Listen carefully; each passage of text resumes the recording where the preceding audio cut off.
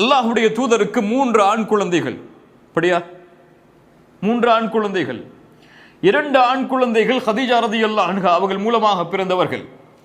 3வது ஆண் குழந்தை அல்லாஹ்வுடைய தூதருக்கு மாரியா என்ற பெண்ணின் மூலமாக அல்லாஹ்வுடைய தூதருக்கு பிறந்தவர்கள் மதீனாவில் இப்ராஹிம். அல்லாஹ்வுடைய தூதருக்கு ஹதீஜா ரலியல்லாஹு அன்ஹா அவர்கள் மூலமாக பிறந்த குழந்தைகள் காசிம். இஸ்லாம் வருவதற்கு முன்னதாகவே பிறக்கிறார்கள். இஸ்லாம் வருவதற்கு முன்னதாகவே மரணித்து விடுகிறார்கள்.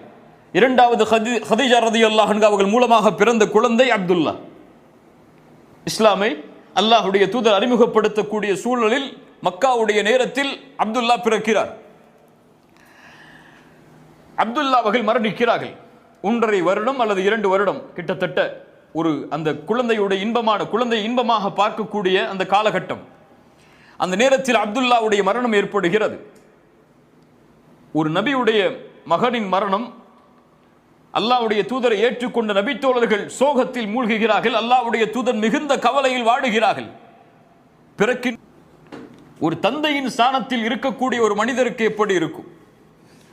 அல்லாஹு அக்பர். மிகுந்த கவலை அல்லாஹ்வுடைய தூதரை சூழ்கிறது. தன் மகனின் மரணம் அது கொண்டாடப்படுகிறது காஃபிர்களால், முஷ்ரிக்குகளால்.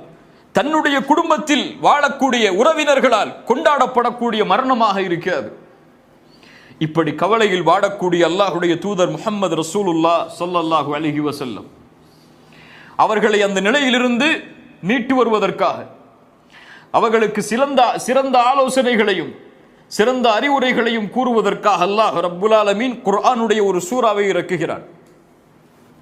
ரசூலுல்லாஹி ஸல்லல்லாஹு அலைஹி வஸல்லம் அவர்கள் ஒரு முறை தங்களுடைய தலையை தாழ்த்தி இருக்கிறார்கள். முஸ்லிம் ரஹிமஹுல்லாஹ் அறிவிக்கிறார்கள். அனஸ் இப்னு மாலிக் அவர்கள் வாயிலாக தலையை தாழ்த்தி இருக்கிறார்கள். திடீரென்று அல்லாஹ்வுடைய தூதர் ஸல்லல்லாஹு அலைஹி வஸல்லம் சிரிக்கிறார்கள். இந்த நேரம் குழந்தை மரணித்த அந்த காலகட்டம்.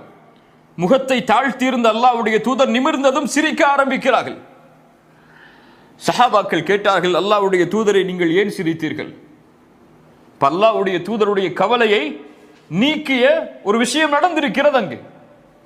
உண்மையில் இந்த சூறாவை ஒருவர் புரிந்தால், அல்லாஹ்வுடைய தூதருக்கு இறங்கிய அந்த செய்தியை புரிந்தால், உண்மையில் அவர் கவலையில் இருந்தால் விடுபட்டு விடுவார், மகிழ்ச்சியாகி விடுவார். உண்மையில் புரிந்தார்.